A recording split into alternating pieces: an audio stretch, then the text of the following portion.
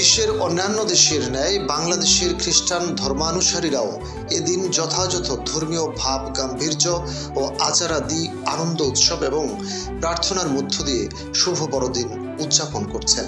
বাচ্চারা এখানে এসে খুবই এনজয় করছে, ওভারঅল খুব ভালো লাগছে। আমাদের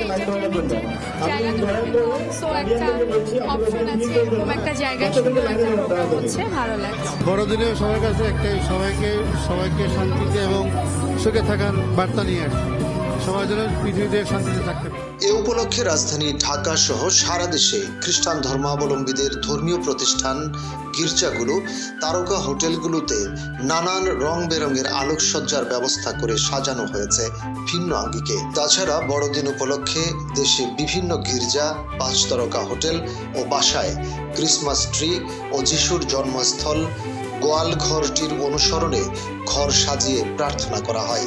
কেক, পিঠা বানিয়ে স্বজনদের আমন্ত্রণ, নিজেরা বেড়ানোর মধ্য দিয়েও চলে উদযাপন।